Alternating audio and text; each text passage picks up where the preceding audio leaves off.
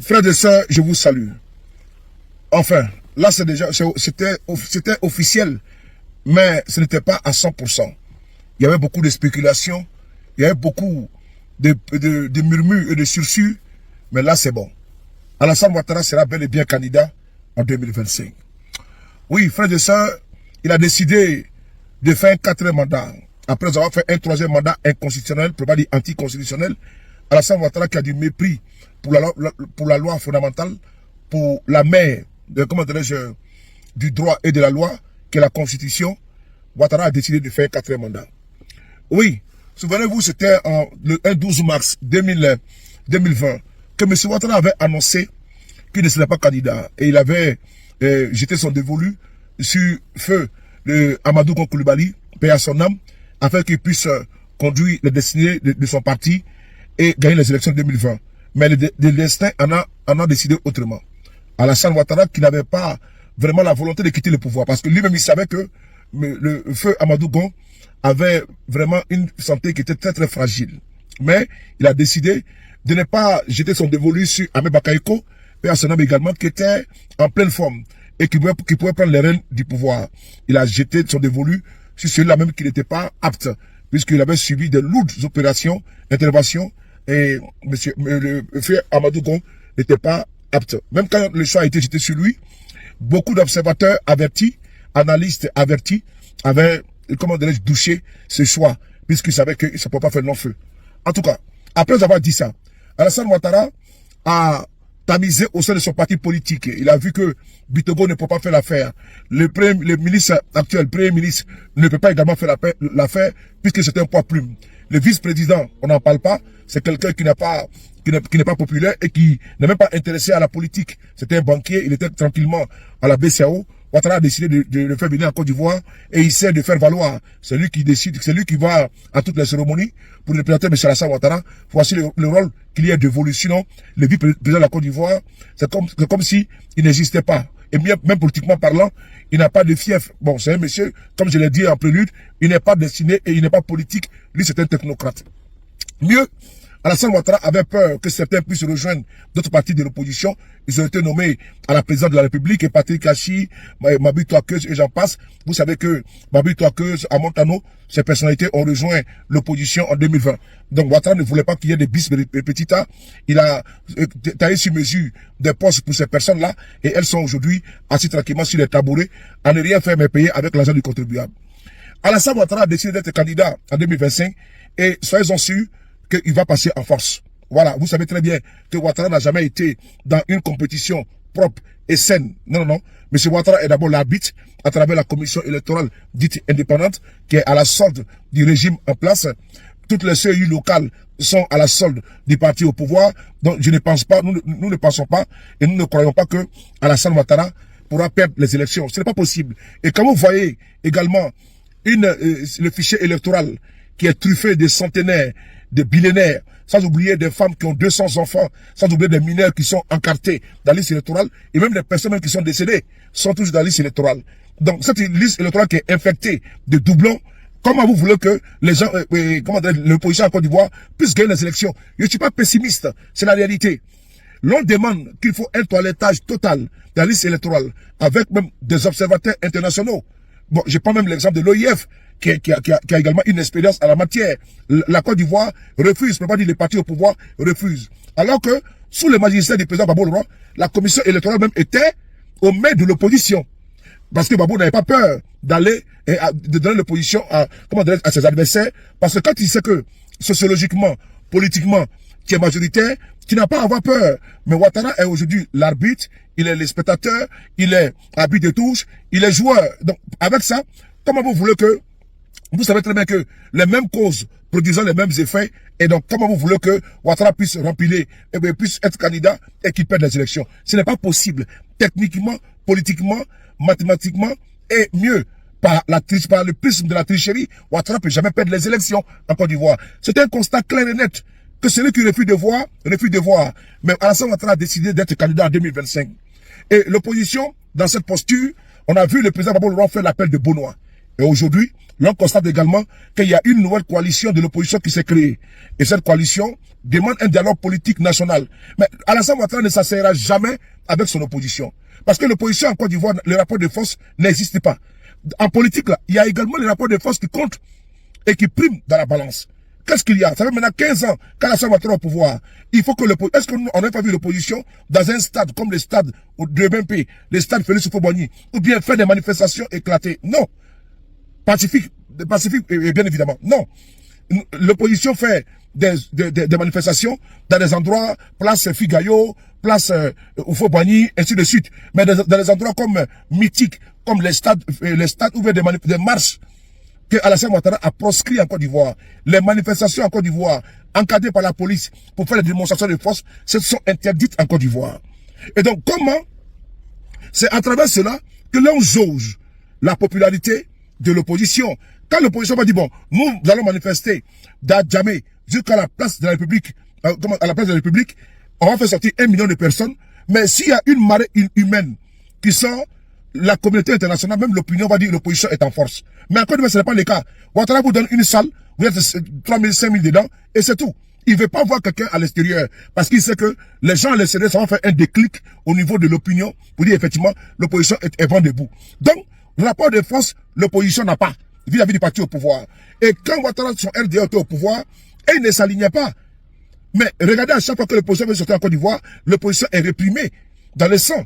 Les Baka verts et j'en passe, on a vu en 2020. Mieux, ils ont envoyé PET. Oui, l'opposition de Côte d'Ivoire, la nouvelle coalition qui a été créée, mais ils disent qu'ils ne veulent pas entendre parler. Ils disent qu'ils sont minoritaires et donc ils n'ont pas le temps de faire un dialogue avec une seule opposition. On écoute le porte-parole du gouvernement ivoirien et on avance. Cyprien Kwasi pour Abidjan.net. Monsieur le ministre, la porte-parole de la coalition pour la tenance pacifique, Simone Eivie Gbagbo, affirmait lors du lancement de cette coalition avoir adressé 2 courriers au gouvernement ivoirien à l'effet d'obtenir un dialogue politique pour garantir une élection inclusive, transparente et apaisée. La porte-parole a même indiqué que cette question était urgente. Alors, ma question est de savoir, est-ce que le gouvernement ivoirien confirme avoir reçu les 2 courriers? Et aussi, la seconde, est-ce que le gouvernement envisage d'ouvrir le dialogue politique tant sollicité par les partis de l'opposition ivoirienne? Merci.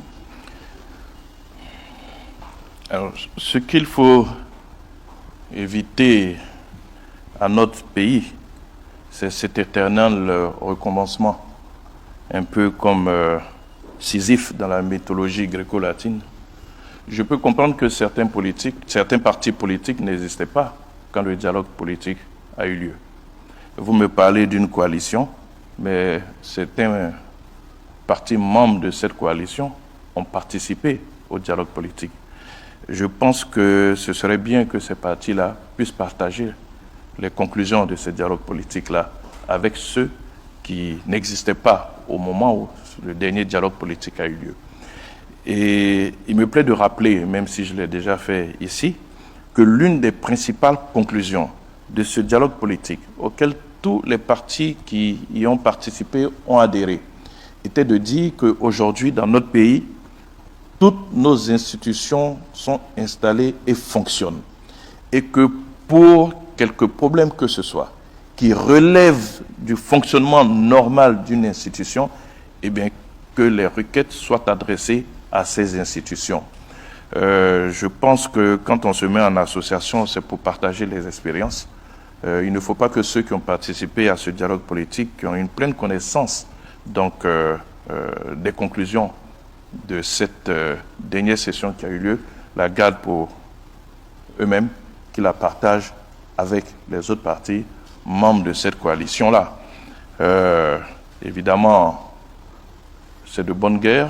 Nous comprenons que des partis cherchent à se mettre ensemble, mais comme je l'ai dit, quand on se met ensemble, c'est pour partager l'expérience, c'est pour partager les bonnes pratiques. Maintenant, je peux comprendre que certains se sentent un peu à la traîne, parce que dans cette coalition, si vous regardez bien, il y a peut-être un seul parti qui a à la fois des députés, des maires et des présidents du conseil. Si je veux poursuivre la réflexion, il y en a un deuxième qui a peut-être des députés, mais tout le reste est quasiment inexistant sur la scène, je dirais, sociopolitique. Vous avez écouté. Ouattara a envoyé son suffif Amadou Koulibaly dit AMS.